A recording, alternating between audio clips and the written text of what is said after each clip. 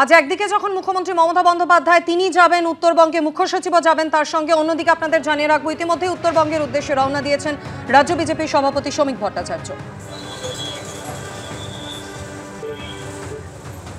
দেখুন, এই সরকারের কাছ থেকে কোনো মানবিক মুখ প্রত্যাশা করা মূর্খামি। এত বড় অসহিষ্ণু, প্রতিহিংসা পরায়ণ, অযোগ্য সরকার এর আগে ভারতবর্ষের কোন রাজ্য দেখেনি। এই সরকারের চোখের জল মোছানোর জন্য বা উত্তরবঙ্গের মানুষের জন্য করার কোনো প্রচেষ্টা কোনোদিন ছিল না। যেটা ছিল সেটা শুধু ফ্লাইং টু গ্যালারি আর ঘোষণা সত্ত্বর। ভুটানের মানুষ এসে উত্তরবঙ্গের ডুয়ার্সের জঙ্গলের কাঠ কেটে নিয়ে যায়নি, ছোট ছোট নদীগুলোর বোল্ডার তুলে নিয়ে যায়নি, ইল্লিগাল স্যান্ড মাইনিং করেনি, ধ্বংস করেছে গোটা উত্তরবঙ্গকে। এই সরকারের প্রতি উত্তরবঙ্গের মানুষের কোনো আস্থা নেই। আমাদের জনপ্রতিনিধিরা, আমাদের কর্মীরা কাল সন্ধ্যা থেকে সক্রিয় আছেন, সেখানে যাচ্ছে। আমরা মানুষের পাশে আছি।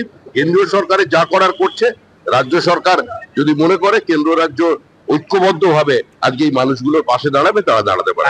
গতকাল সকাল 10টা থেকে এখনো পর্যন্ত কিন্তু বৃষ্টি হয়নি, যার ফলে কোচবিহার শহরে যেই জল জমেছিল সেই জল কিন্তু নেমে গেছে। তবে গতকাল কোচবিহারের তোরসা নদী, সেই তোরসা নদীতে যে জলস্ফীতি হয়েছিল সেটাও আপাতত কম রয়েছে। তবে দুর্যোগের আশঙ্কা যে কেটে গেছে এমনটা নয়, কারণ আবহাওয়া দপ্তর যেমনটা বললে এখনো পর্যন্ত কিন্তু ভারী থেকে অতি ভারী বৃষ্টির সম্ভাবনা রয়েছে, যার ফলে কিন্তু আশঙ্কা এখনো কাটেনি।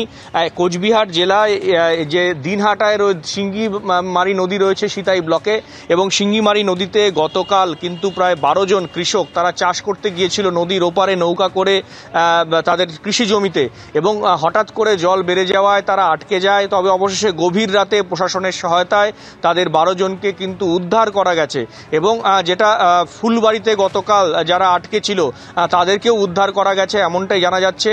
তবে কেদারহাট, যেখানে গতকাল জলঢাকা নদীর বাঁধ ভেঙেছিল, সেখানে কিন্তু অল্প করে জল নামতে শুরু করেছে।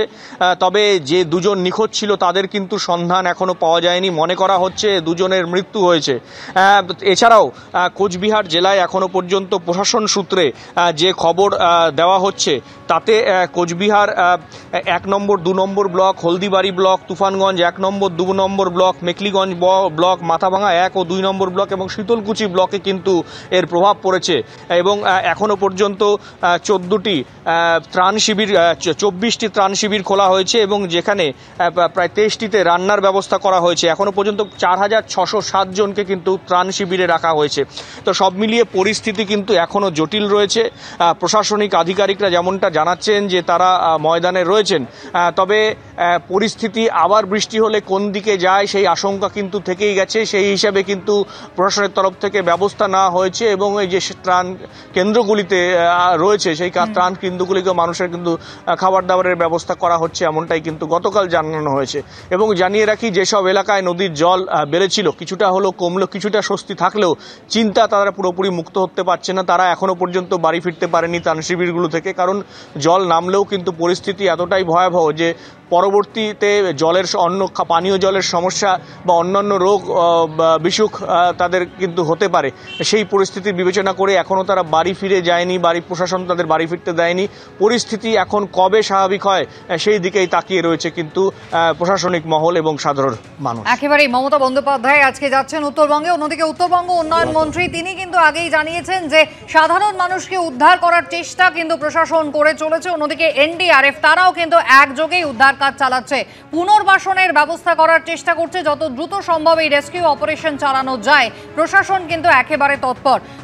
জলপাইগুড়ির কি পরিস্থিতি জানাবেন আমাদের প্রতিনিধি রাজা চট্টোপাধ্যায় রয়েছেন আমাদের সঙ্গে। রাজা, দেখো, কালকে কিন্তু প্রচুর রাত অব্দি কিন্তু রেস্কিউর কাজ চলেছে। আমরা দেখেছি শুধু জলপাইগুড়ি শহর নয়, নাগরাকাটা, বানারহাট এলাকায় মধ্যরাত পর্যন্ত কিন্তু এনডিআরএফ এবং সিভিল ডিফেন্সের কর্মীরা যে সমস্ত এলাকায় লোকজন আটকে ছিল তাদেরকে কিন্তু রেস্কিউ করেছে। অনেক জায়গায় রাস্তা বন্ধ হয়ে গিয়েছে, সেখানে দড়ি লাগিয়ে মানুষকে পারাপার করেছে মধ্যরাত পর্যন্ত।